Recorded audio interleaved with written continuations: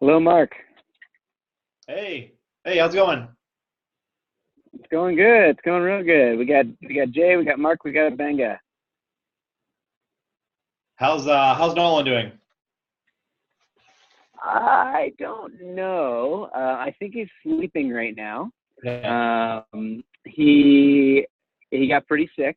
My last text with him were about an hour ago, and he said he was like totally on the upswing, and a lot of the really kind of like like negative like tummy things Yeah. were basically subsiding, which was fantastic, and he didn't need to take some of the heavier medicines. Nice. But he did have a pounding headache, and so he's really just trying to get liquids in. Yeah. Yeah, yeah. So he's a trooper, man. Yeah, it's tough. It's tough. He didn't look great when I saw him this morning, if I'm honest. But his spirits were high, and he was excited about various things because he was like doing this Nolan stuff, and yeah, he looks a little beat up. Well, I'm glad he's getting better. Yeah, totally. So Mark, I don't think you've met Banga before. No. Across from me here is Banga. Banga runs a company called Brave Ventures. It's called Yeah. Brave Ventures, right?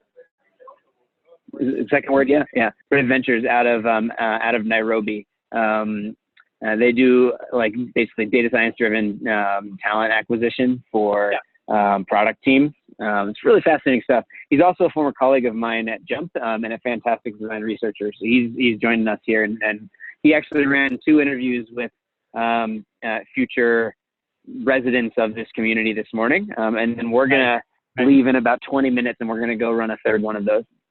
Awesome. Okay. How's that going? Yeah. So we haven't debriefed it yet. We'll use a little bit of our time to debrief that. We'll probably talk mostly about process and less about like specifically what we learned from the interviews, primarily because I think on video I want to leave all those folks anonymous.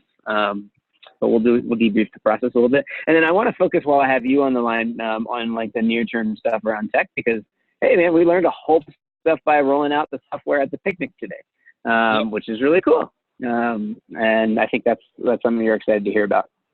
Yeah. So that was the other. So like, yeah, the agenda for today, the things that happened.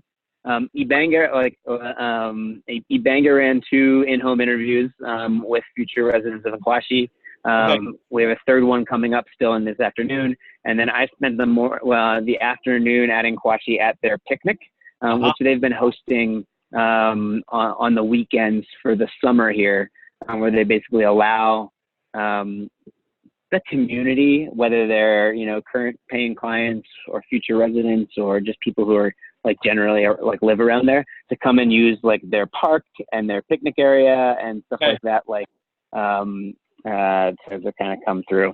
And so I was there for a couple hours. The big success, I put this in Slack, I think maybe you saw it, was that I trained Thelma, who is their head of communications, on using our application, and she registered at least the very first two guests to Nkwashi to be registered on our system. That's awesome. And they were done not by a DoubleGDP, they were done by employees of Nkwashi, which is like super cool.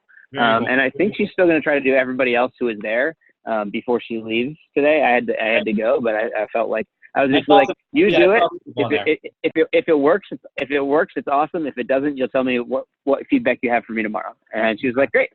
So if she runs into problems, it may be because she's on MTN and our phones were on Airtel, and the MTN was not working as well there. But the ones that she actually finally did check in someone on her own phone on Airtel, so or on MTN. So I see a bunch of prospective clients in there, so. Yeah, so I basically made a whole set of, the way I did it was I pre-made all the accounts, and I called them like Summer Picnic 01, Summer Picnic 02, Summer Picnic 03, and then I printed out all the cards like that, and then I handed the cards and a phone to Thelma, and she went around and was like, hey, like, so glad that you're here in Nkwashi. Like, if you have any questions, I can tell you a little bit about the community. We're instituting a new security protocol because, like, right now our first residents are coming to live on the site. And so we really want to care about their safety. So we wanted to tell you about this new security protocol. If you want to come back for another picnic, like we'd like to sign you up for, a guest account. And I think that's what she's basically doing. And interestingly, functionally, the way it worked, because I had pre-printed those cards, she scanned the card, it pulled up you account. made pending clients, right? You made, Yep, yeah. I made pending clients. So she pulled up the account. She pushed edit instead of log. Yep. Changed their names, put in their phone number, pushed save, and then logged it. Yeah. That worked actually really well. That's awesome. The downside is that the physical cards they have don't have their names. They instead just say like summer picnic. Yeah. And she did mention to me, she's like, oh my gosh, like, wouldn't it be nicer if it actually had my name? But like, there'll be situations where it goes this way and situations where it goes the other way. Yeah. I think from a workflow and tech perspective, the biggest piece of thing that we can work on around enrolling guests is that, and at least in that workflow that I just did, which is like, you're editing someone. Yeah. If you type in their name, you type in their number, and and you think you're done, you scroll to the bottom. But by nature, she scrolled to the bottom like 3 times and pushed the green button. Yeah. And the green button doesn't save it. Yep. It does save the account. So all the changes she was making, they weren't logging. And she was like, "Why is that? I think there's something wrong with it." I was like, "No, actually, like." And at first she thought it was because she forgot to push to delete the plus on the phone number. Okay. Which we need to fix at some point, so that can go into backlog or whatever. But really, it's just that, like, honestly, like, it's super intuitive to when you think you're done, you scroll down and you go down and you think you're going to go down because you're adding things in, going down, and then there's this big green button at the bottom. And I think either we can have that be, it could be grant, but if it's grant, it has to, before it logs it, it has to save any changes. Yeah. Before it logs the entry. Okay. Or you could just change the grant to save, and then you have another button for log. Yeah, and it's probably, okay. Well, like on the next screen. Yeah, for sure. Okay. Yeah. Like if I had my druthers in terms of, like a thing that went wrong today that we fixed by tomorrow, if that wasn't hard, like I would just change that green button to save and like be done with it. Yeah. At least for the near term. That's what I would do. Yeah, that makes sense. That was my main piece of like feedback for the tech flow today. There's a whole bunch of other ideas that came through. I'll snap this particular page and put it into our Slack. I had a long conversation because Thelma's like head of communications. I had a long conversation with her about what should be on that Explore tab. Like, hey, if somebody comes to the picnic and we've enrolled them here and this is their very first time in Kwashi, like, what do you think they would expect to see, or what would you want them to see when they click on the button Explore? And then she saw the map and she's like, oh, that's cool. And what she really started going to was, she was saying, like, actually a lot of people, when they read about the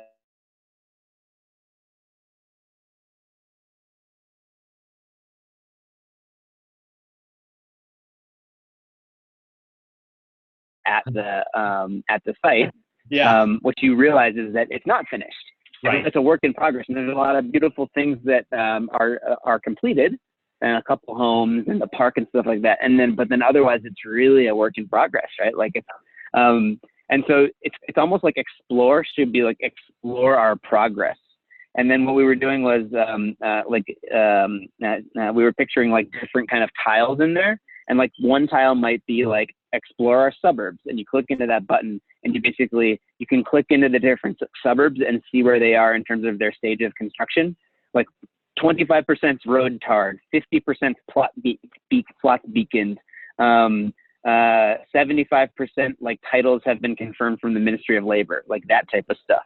Yeah. And then you could kind of like go in and out of each of the individual suburbs. There's like 12 of them. They're working on 3 right now: the Falcon, the Eagle, and the Ibis. So we would highlight those, and then, kind of like go through. And it would be the same thing. You could do explore our university and click the button on the university, and you'd be like, oh, like the building, like the dorms are completely done, and the building is kind of like under master planning. Yep. And then you could click explore our park, and you'd see a beautiful picture of the park, as well as like the rules for how to access the park and get like a park permit for the weekend for the picnic permit or whatever, and contact DoubleGDP to get that, right? So like information on the ropes course and like the rules and responsibilities about using it. And then you could have like explore our events. And then like, hey, like we're hosting ZamFest in December. Here's the information about it. Call us if you need it, like that type of stuff. Yeah. Which is actually like mostly like text information, and some spreadsheets that we would like update over time. So I think it would be like a pretty cool tool to build. Not sure how complicated. Doesn't have to be visually beautiful, but like could tell a really great story. So for me, it's like, midterm roadmap type thing, but like we don't, not necessarily something we build while we're here. But maybe something we sketch out a few more times while we're here, and we work with them to get the starter data for it. Yeah. Yep. That makes sense. So I just put that page into Slack where you can see where I kind of wrote that stuff. Okay, perfect. Yeah. What questions do you have for me? Oh man. I think the main thing is I'd love to hear more once you guys kind of, memorialize the user interviews. Yeah. I have a pretty good idea of like where stuff is falling apart and what we need to focus on. I think we'll be able to knock a lot of this stuff out quickly. Cool. Just kind of some of it I'll wait for Ahmed. Some of it I can probably jump on it myself. Okay. It sounds like I think the one thing that's falling down a little bit, Mark, and I'll follow up with you on the thing that you were about to say there. I didn't take the app back to the guards today, partially because honestly, like 2 cars came through. It was not a requirement, and nobody who was coming through already had the logo. But the other reason I did was when I tried to log into the guard flow, like there's definitely some stuff that's just broken in there right now. The people one is okay. Yeah. Well, the people one's also. So it's almost like. Yeah, sorry. When Nolan put it together, I wasn't sure if he wanted the idea of it just to show it to the guards in its current state, or if he wanted it completely fleshed out. Because completely fleshed out is going to take some time because it's actually a pretty big change. Yeah, for sure. Visitors are not like the same as residents. They're this different group. Trucks is like a new idea. Like we have. I just don't know how to like put that together in terms of how we want actually to show that to everyone. I can That's take like a good question. I guess. Well, I mean, I think like what I mainly want to do is have it still be usable by them while we're revving into this next version. Yeah. And so if it's just like the only button you have is in the people, like maybe we gray out the other button for the trucks. You could put it there for trucks, but gray it out. And then for people, you click it, and then it's basically the stuff that they know how to, it's the stuff that you already have, which actually works, I think, okay, other than the guest one, which doesn't really work as well. Okay. I can move that back. Yeah. So that's a good enough start. Because then at least that way, if they click in, if somebody from today's picnic came back tomorrow, which probably won't happen, but hey, could, we could have either me or Nolan actually with the guards tomorrow, and log some people in. Okay. There he is. So that's that. And then, hey, man, what's up, Nolan? Hey, man. Hi, Mark. Hey, how you feeling? So much better and still terrible. Sounds like you're on the mend. Yeah, I am.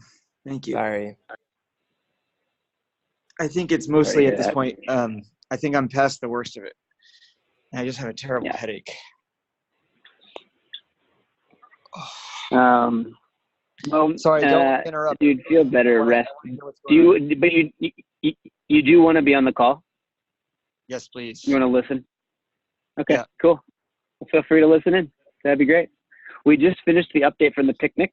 I'll give you just because, and then we're going to get in real quickly. Banga's going to give us a little bit of an overview of the process for the 2 interviews that we did, which were great. Picnic, things you should know about, about 8 adults and 15 kids there. Kids are just like running around, like running through like the sprinklers and like jumping on things and like having a grand old time. It was everybody who was there other than the Nkwashi employees, and actually one of them brought their family. Everyone else was there for one party. It was a birthday party that was, like I said, about 8 adults and maybe 15 kids or so, maybe 20, by 20 or so by the end of it.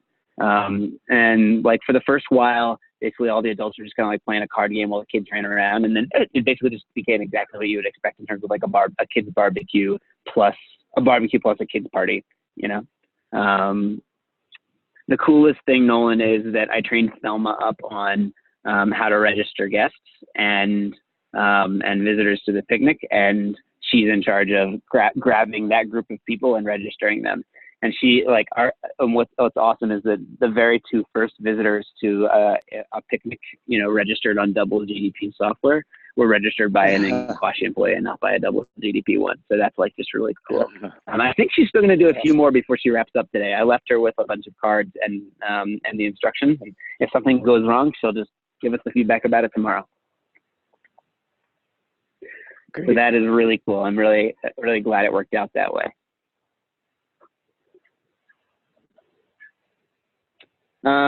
Mark, you were going to say one other thing that was really on your mind as things were kind of moving forward. Like a thing you knew that you really wanted to work on, I think.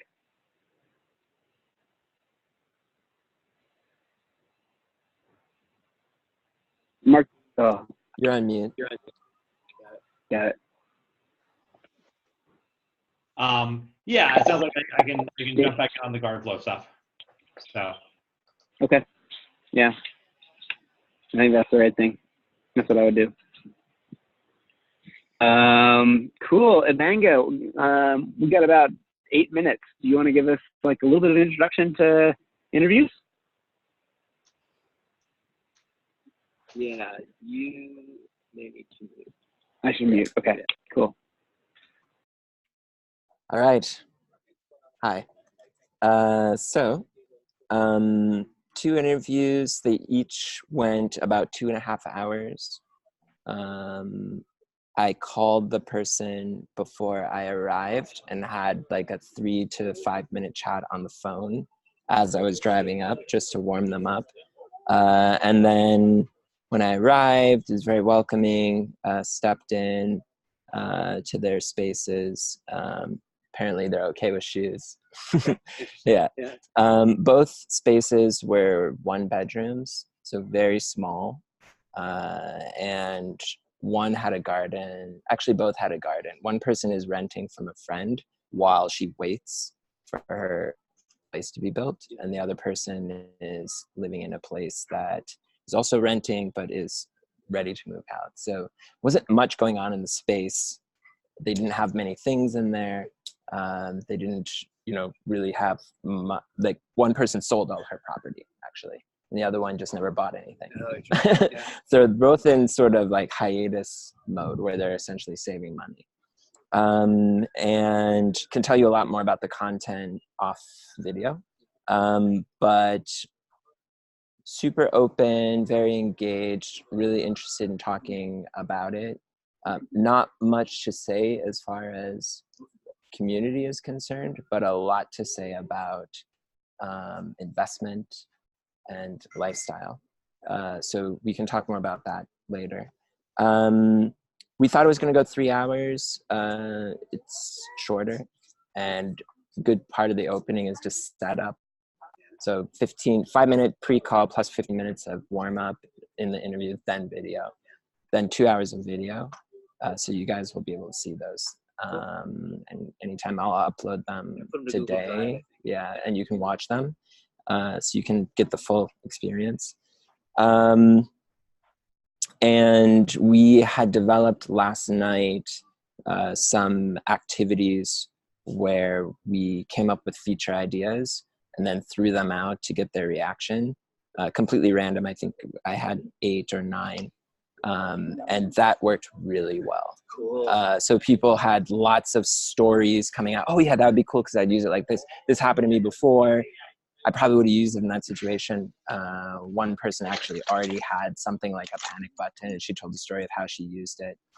So there's a lot of interesting content that came out of that section that I wasn't expecting. I wasn't expecting to prompt as much storytelling as it did. So that worked really well. So we'll probably beef that part up. Yeah, people didn't have as much to say about their family and friends as I thought they would. So we might need to think about, are there other ways of getting at relationship information? They did talk about their neighbors, but I realized partway through, I found out at the end of the first interview that the person was a very strict Catholic, and the second person was also incredibly religious, and a lot of their community is religious community, and I don't know how religion fits into Kwashi, if they have churches in there and what's going on there. So I think there might be interesting things to talk about there, but I didn't get into it in these two interviews. Maybe in the future ones, though. Yeah. You know, even in some of my conversations, like with the staff on the team at Kwashi, like religion does come up, and so it's certainly part of the community here in Zambia. So I think just to understand is we try to understand the community. Cool. That's it as far as process. So far, I don't think we need to make any more changes to the protocol other than thinking about other ways of getting at community conversation, and probably spending a little bit more time on the part that was designed to only go 20 minutes at the end. Once you guys watch the videos, if you do, any other feedback on topics to get at that weren't covered would be fantastic. So I'll get those up right away, and then would love your input. If we can spin up any additional questions for the interviews during the week, that could be really helpful.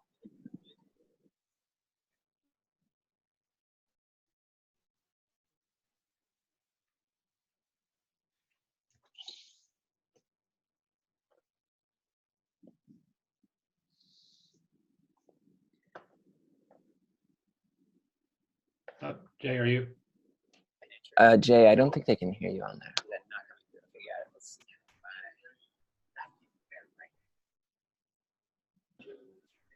You have to unmute. Oh, muted. That's right. Okay, you're good now. So Banga and I are gonna, I think we need to wrap this call. We're heading out to another interview. So yeah, definitely a big day. Like a lunch at the picnic plus 3 interviews today. So lots going on, and we're feeling really good about it. Energy still seems high, which is fantastic. Nolan, a thing to think about is where you're at for tomorrow. So, let's just stay connected over our messenger or what have you on that. The options for tomorrow are several. There's a 9 a.m. interview. Banga is currently scheduled to lead. There is a 1 p.m. interview that I'm currently scheduled to lead. And I was kind of thinking that if Nolan and Banga went to the 9 a.m. interview, that you all might then go like have lunch and stuff like that, and then go by the picnic for a little bit to get to the site and just see some folks there and stuff like that. There's, I know on Facebook, there was at least one person who was coming through tomorrow's picnic. And I even had prompted to Selma, hey, Selma, if you want to post about it and say we're implementing a new security protocol and direct message DoubleGDP if you want to get a pre-approved ID card to go into the picnic tomorrow, please feel free. And she was like, yeah, that's a pretty cool idea. So I haven't followed up with her on that yet to actually prompt it to happen. Because I guess the only things I hadn't thought through were basically is it can you direct message a company on its Facebook page? I don't even know.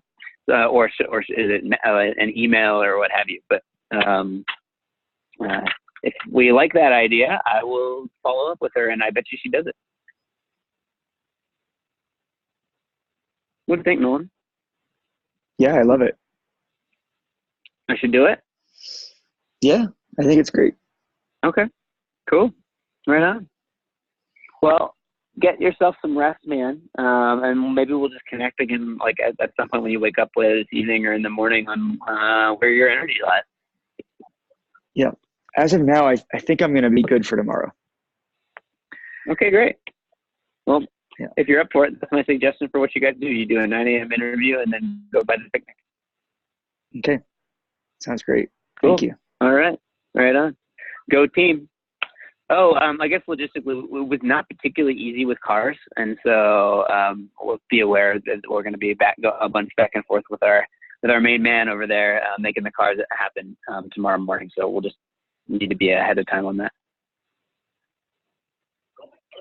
Okay. More details offline. Okay, that'll be the game.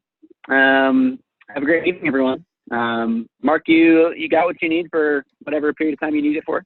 Yep. Cool. Awesome. See you guys. Great to see you all. Yep. Yep, bye.